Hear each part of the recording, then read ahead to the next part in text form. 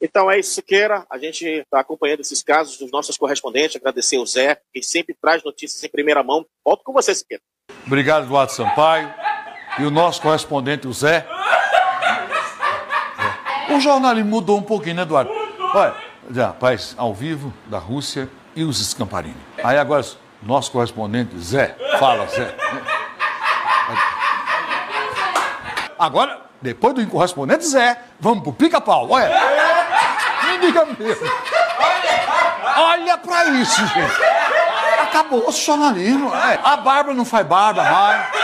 Não toma banho. Dá um sorriso aí, pica-pau, pra gente, então. Olha a linha de repórter. A linha de repórter, o nível que a televisão chegou.